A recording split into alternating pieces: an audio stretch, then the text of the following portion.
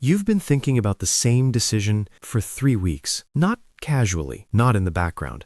You've actually sat down with it, opened notes, made the list, pros on one side, cons on the other. You tried to be rational about it, and still, nothing moves. You revisit it the next day. Same loop, same weight. At some point, it stops feeling like a decision problem and starts feeling like a you problem. Like maybe you're overthinking, or avoiding, or just not decisive enough. But that's not what this is. This isn't indecision. It's not weakness, and it's definitely not a lack of discipline. What's actually happening is that your brain is trying to solve a type of problem it was never designed to solve directly. And when you force it to, it doesn't give you clarity, it crashes. Today, I'm going to show you exactly why that happens and give you a framework that replaces the entire process.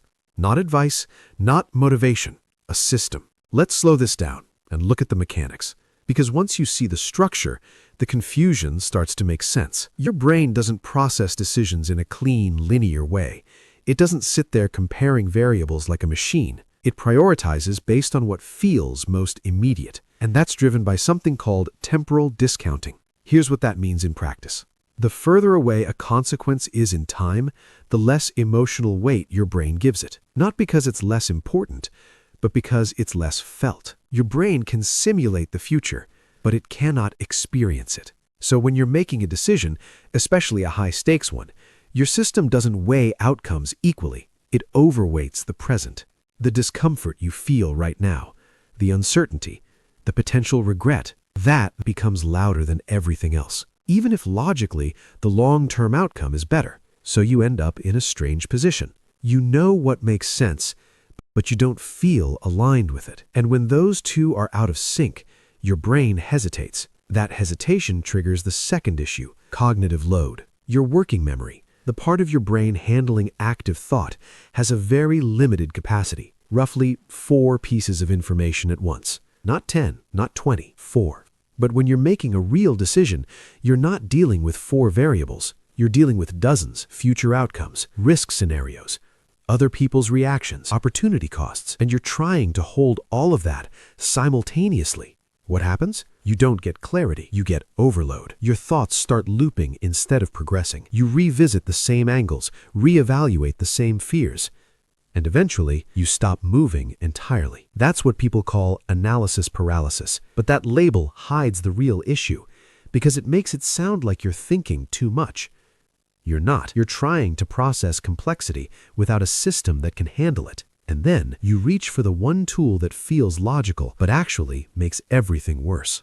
The pro-con list. On the surface, it feels like control. You're organizing your thoughts, making things visible, turning emotion into structure. But underneath, it's fundamentally flawed. First problem, no weighting. Everything gets treated as equal. Shorter commute, better long-term trajectory.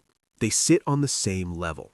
Same visual space, same perceived importance. But in reality, one might affect your life for weeks, the other for years, and your brain doesn't automatically correct that. Second problem, emotional bias at input. By the time you start writing, you're not neutral. Your brain has already started leaning. So the list becomes something subtle, not a tool for discovery, but a tool for justification. You highlight certain points. You phrase things a certain way. You give more attention to one side. And without realizing it, you're building a case, not making a decision. And the third problem, the one that actually breaks the system, is that the list is frozen in the present. It captures how you feel right now, in this exact state. But real decisions don't exist in a single moment. They unfold over time, days, months, years. And if your framework doesn't account for that, you're solving a snapshot instead of a trajectory, which is why you keep going in circles. And that's exactly what the next system corrects. This is the 10-10-10 decision matrix. 3 filters, 1 decision. But here's the key. You don't run them all at once. You run them in sequence. Because each one isolates a different layer of the problem. Filter 1, 10 minutes. Start here.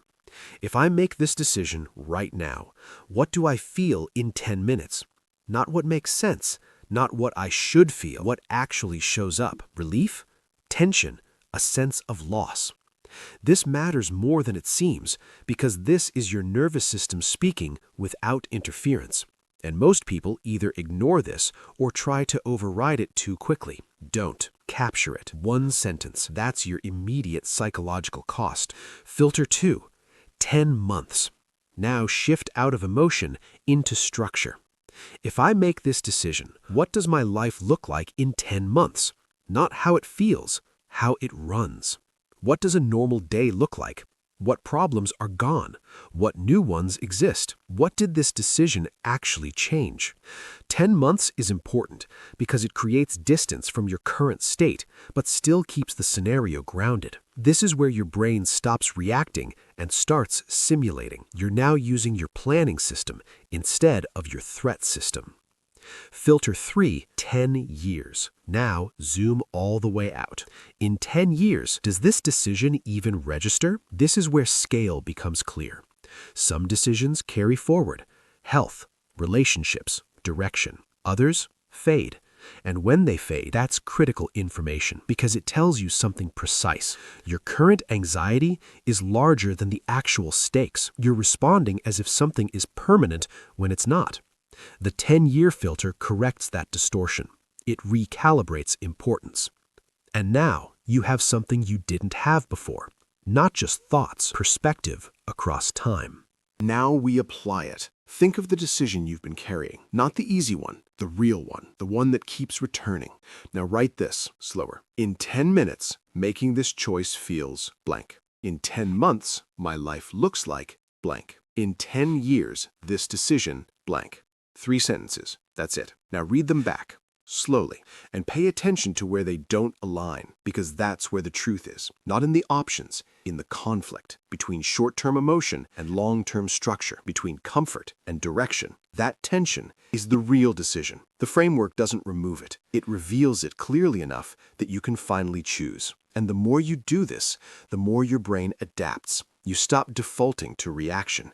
You start defaulting to structure. Over time, that changes how you think under pressure. You become faster, calmer, more precise. Not because you forced confidence, but because your system improved. Here's what matters now. Not intention, execution. Type day 1. Then write your decision. 1 line. No explanation, just the choice. There's a prompt in the description. Run all 3 filters before you sleep. Don't wait to feel ready. That feeling doesn't come first. You run the system and clarity follows.